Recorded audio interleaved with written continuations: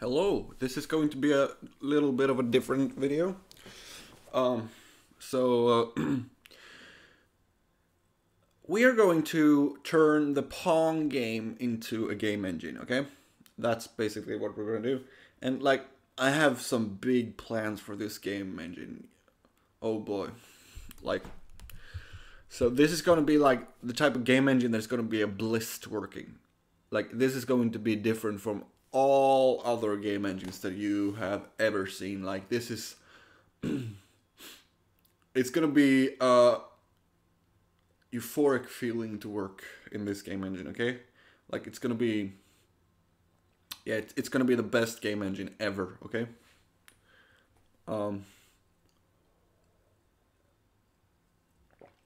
So I've thought a little bit about it, and I have like a map in my mind of how it should work, and I'm gonna show a little bit of my thoughts too, okay? So, first off, I need to describe some technical parts, okay? So, so I found this drawing app. I'm gonna use it.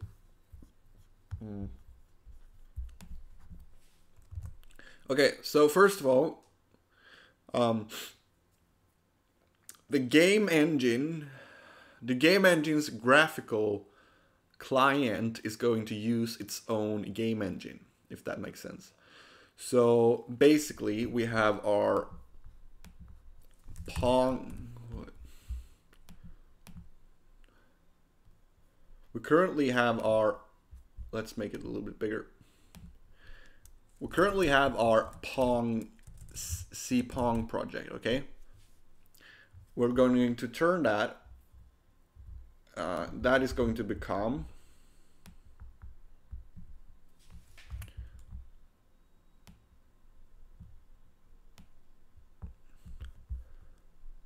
we're going to turn that into a game engine. Okay? And then the game engine will have two parts basically, okay? So the game engine will have one part that is the core,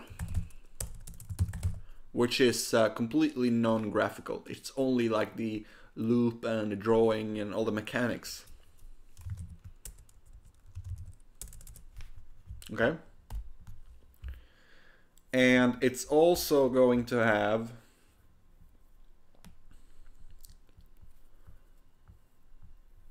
the graphical user interface, okay?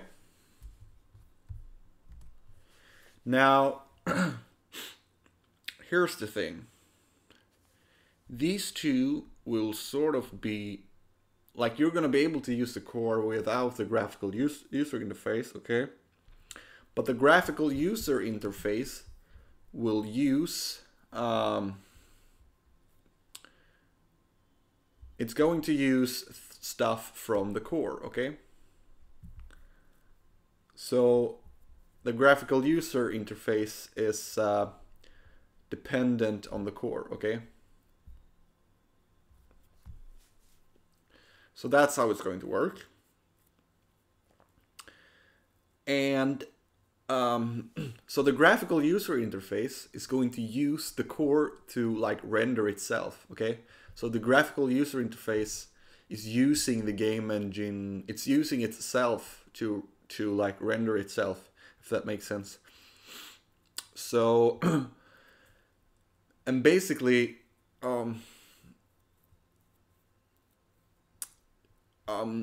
you can sort of think of the graphical user interface like a development mode of the game. So, like, let's say we were making the Pong game.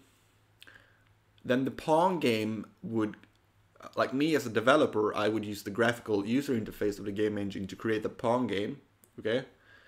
And then once I like ship my game, then the graphical user interface for developers will be gone. Like there will be some sort of flag that you can compile the game to not have the developer mode, and if you have the developer mode on, then you will see the graphical user interface.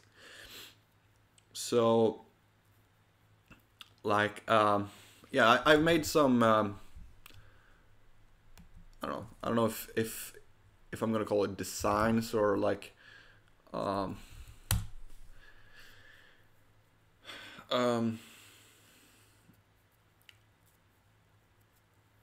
let's just wait for that to load.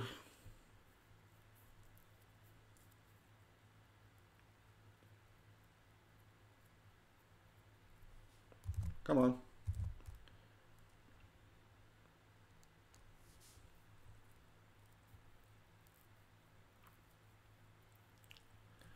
So here it is. I named it Colum. I don't know how to pronounce it, but that basically means heaven in Latin. And that is because it's going to be like being in heaven when you work with this tool. And also, you are sort of God when you create this, when you use the engine, like you are God. So like you use the heaven to create stuff. Okay, if that makes sense. So like it's going to have like a Quake-like terminal where you do stuff. So by the way, this gray area here is where your game will be like rendered, and then everything is like command line. So like, and this is the graphical user interface that I was talking about. The command line here is a part of that.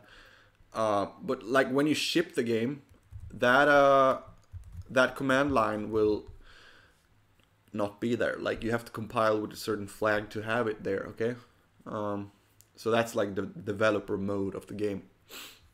So for example, if I would type like create ball, then I would get this window here, like a creation window. I haven't really fully designed it yet, but you will get this creation window, and it's going to have like a pixel art editor, so it's going to be like really easy to do stuff.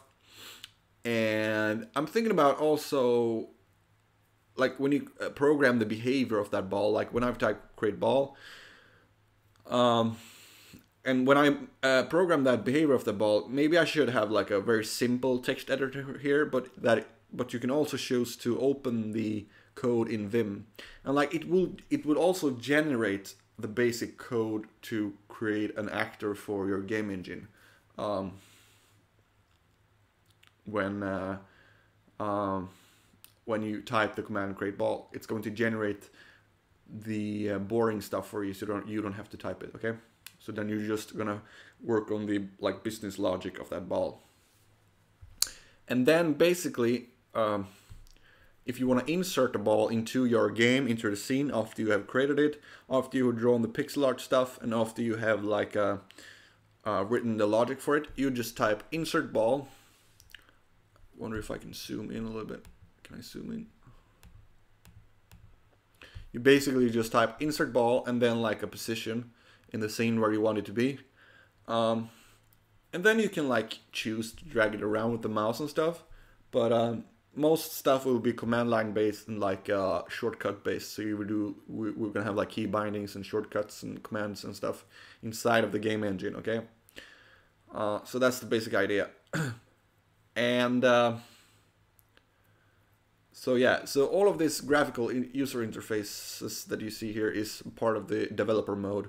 So like once you compile your game with ship mode, like or what's it called, like production mode or whatever, the graphical user interface will not be a part of the binary anymore. Okay, so it's only a part of the binary when you're in developer mode, and you can choose to compile your game without that binary. Okay, or without the graphical user interface. So it's only a developer thing, basically. So, I mean, that's the basic idea. So, well, how would you use this game engine later then? Well, my plan is that, for example, I would use it like this. Like I would create a directory called my cool game. I would go into my cool game and I would just type coel, how is it spelled? I would just type this and dot like that, and then this graphical user interface would pop up and it would generate C code for you. Like it would generate C on the fly for your project, and you would use the graphical user interface to like modify your project and create scripts and stuff. And the user interface is really nice to use. So the user interface generates code for you, okay? So then then when I'm done with the graphical user interface, I mean, I can even debug my game in here. Like I can play the game in here because it also has a built-in level editor and stuff like that. So, and then when I'm done, it would have like generated all the files for me. And also with a make file, so I can just compile it and ship it, you know? And that compiled version will not have the developer graphical user interface built into it, okay? So that's basically it. That's what I have been thinking about. Like it's going to generate like pure C code. So it's going to be very minimalistic. It's going to be a bliss to work in, okay? Like literally.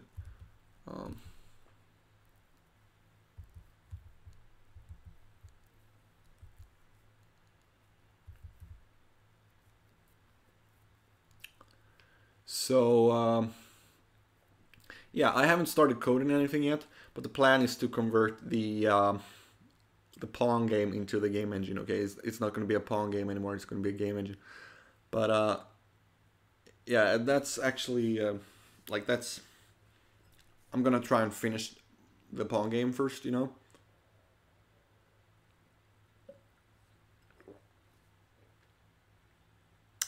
But yeah. So I'm thinking about like the key bindings and stuff that's going to be inside of this game engine is going to be like Vim, like this. It's going to feel like you're in Vim or something. I don't know. So yeah, we'll see when I start to work on this. But I feel like I should really do this because it's. I feel myself that I would love to work in a game engine like this, you know. So basically all it is a level editor with a command line interface that is a part of the development mode. Yeah, and the level editor is also part of the developer mode. And I think yeah, if you type play, then you will play the game. And the game will play in the same view as the level editor. And then you type stop or something and it will enter level editor mode again, I guess. Something like that. So yeah, maybe I'll change the name later or something, but that's the name I've been thinking about for now.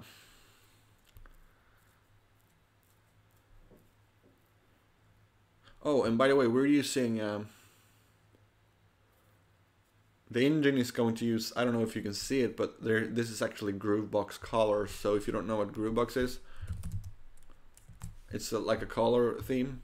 All the graphical user interface in this game engine is going to be Groovebox based, okay? Because that's like that's the best. Like I really love those colors. So yeah, it's going to use these colors for the developer mode graphical user interface. But yeah, that's basically how it's going to work. You can think of it a little bit as, you know how the C compiler is written in C? Like, that's pretty crazy. Like, but that is sort of how this is going to work. The game engine is going to use itself. So it has a dependency on itself. if that makes any sense. I don't know. But that's how we're gonna do. That's how we're gonna do.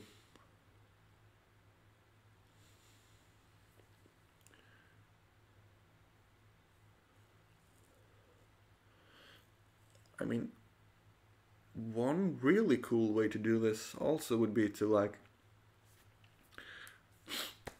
what if the graphical user interface like was not a separate part, but like the way you worked, like the way you created games was to like have a copy of the game engine, and then there's like a graphical user interface on top of that that just throws in files. That means that the whole game engine is... Wait, that's actually...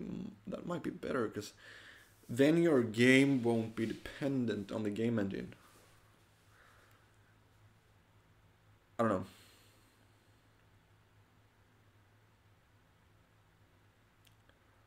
But then you would have a copy of the game engine. Well, those are design issues, I guess.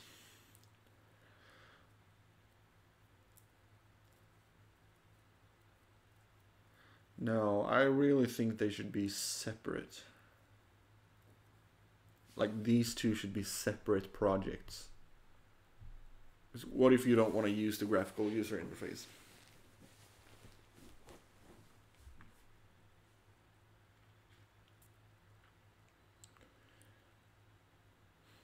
Yeah, that's true. Yeah. Yeah, you don't... Let's say you're working on multiple games on your computer. Like, you wouldn't want to have multiple copies of the game engine. Like, that's gonna get bloaty. And, you know, if you're if you're someone that creates a lot of prototypes and stuff, like, you don't want to have a copy of the same software all over your system. No way, that's not acceptable. No, those will definitely be two separate projects, and this one will be dependent on that one, okay?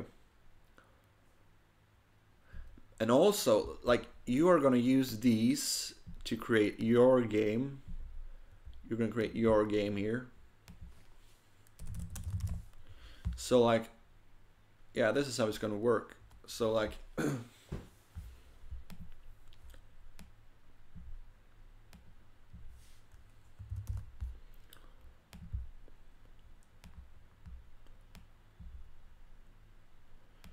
so like, but this one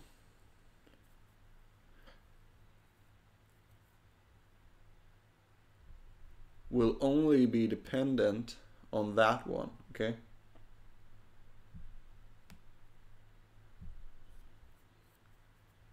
It's not going to be dependent on that one.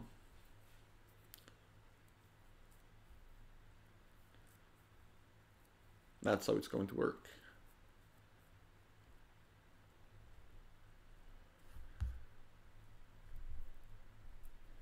So the blue thing here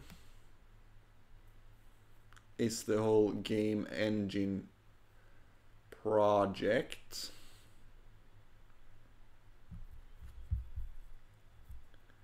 And the red area here is the game that is being created, basically. Wait, I don't like how I draw that circle. So that's basically how it's going to work.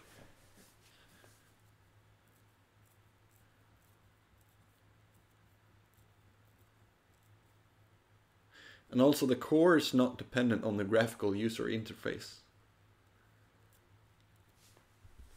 This one is only dependent on that one.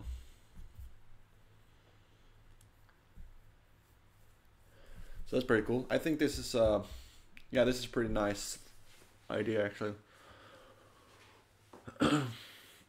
So when I run column dot, then the graphical user interface will start, which is dependent on the core. And then you do your shit in there, like you're creating objects, you're creating sprites and stuff, you're creating scenes and all that shit. And then this one will generate code for your game depending on what you're doing here. And that code is dependent on the core, just like this one is dependent on the core. You can actually see this game here, like it is exactly the same structure as the graphical user interface. So like this code will be very similar to this code here, because they are both games in a sense. They are both using the core to be a game, except this one isn't a game, it's a tool, okay? So that's how we're gonna structure it.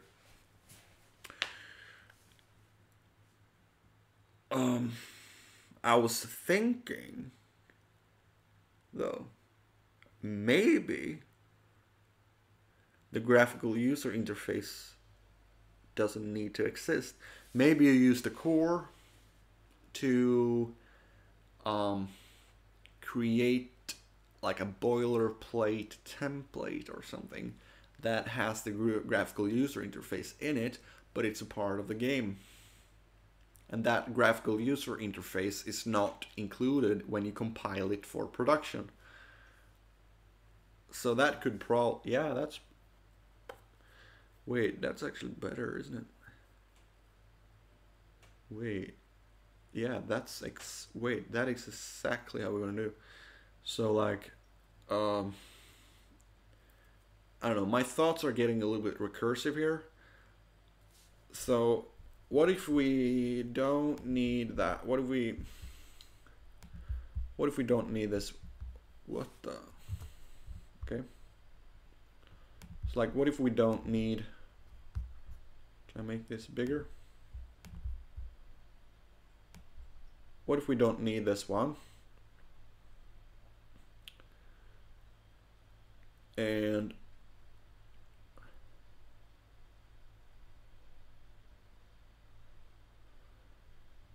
the graphical user interface exists within this one, and this is also a template that the core generates, and it includes the graphical user interface in it. Like that's, man, that's genius.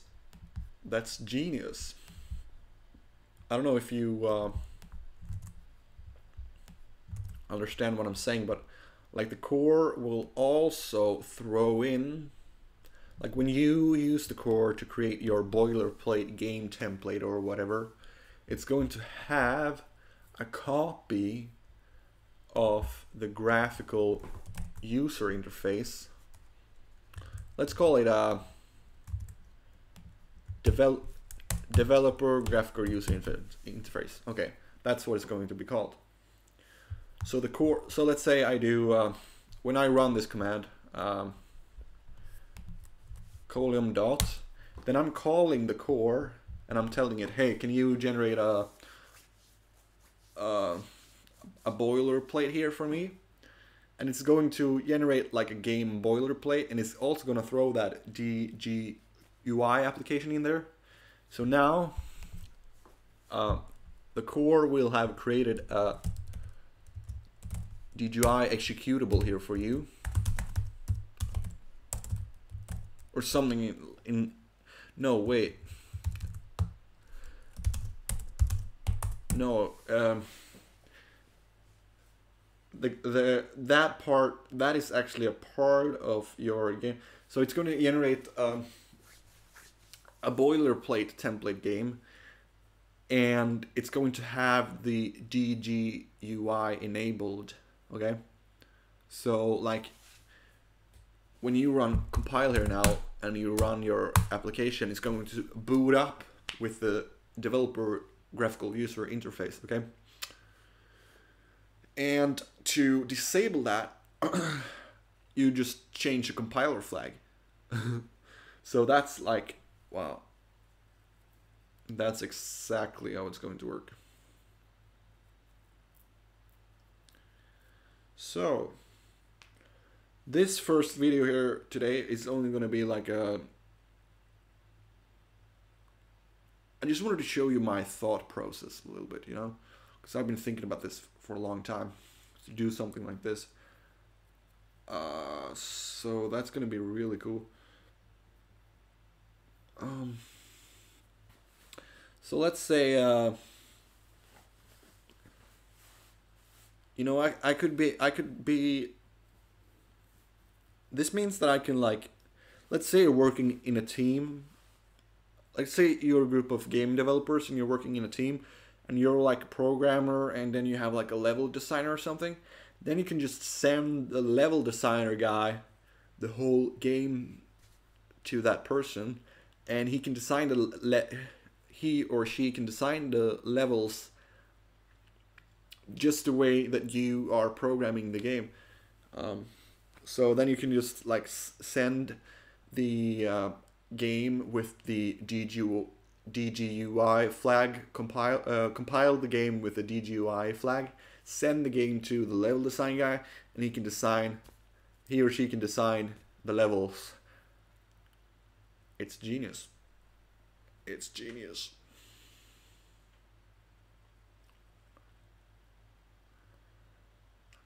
I know I might sound a little bit like narcissistic right now, but I really think that this is like one of the best ideas that I've ever had.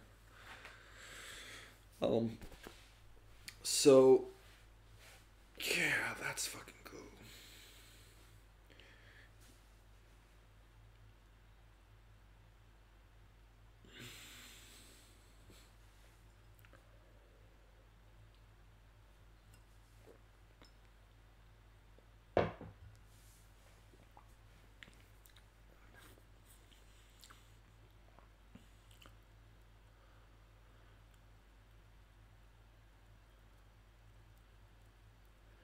Yeah, and also it's I'm not gonna like I'm not gonna market it as a game engine. I don't want to do that because I want you to be able to create other things in it as well. So it's going to be an engine for creating interactive graphical software. I have a game engine on my GitHub that I market in the same way.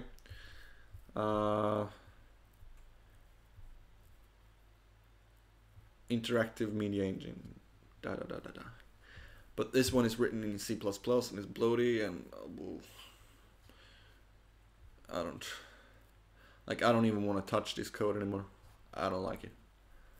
So yeah, so this is the first part of that game engine development series that I'm going to create. So this is just like a thought process video. Basically me exposing my thought process to you. Obviously I have been thinking about this a little bit outside, like off camera, but I haven't written any code or anything. It's just this little document that I wrote. But yeah, tell me what you think in the comments section. What do you think about this? Maybe I wasn't very good at describing what I was thinking, but I think I did my best. So yeah, and this developer graphical user interface is going to be like very minimalistic.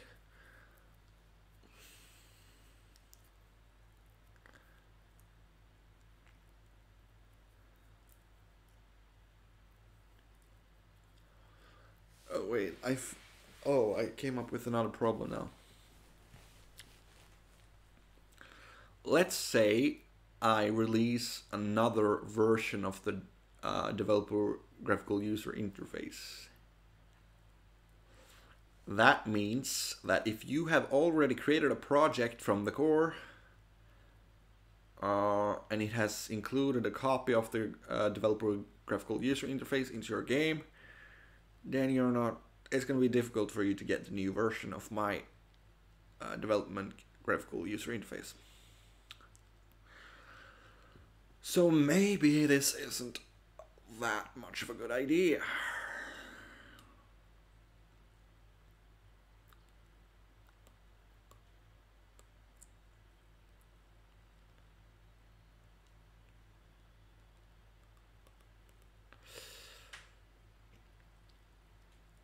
So maybe that should be a complete separate independent application. You're still gonna have problems if you're using an older version of it in a project, and a lot of things might have changed in a later version, but I think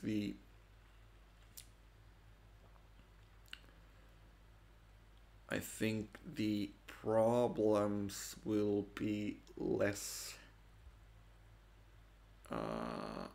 life-threatening, if it's a separate thing. Oh god, I don't know. Maybe I'll have to think about it a little bit more.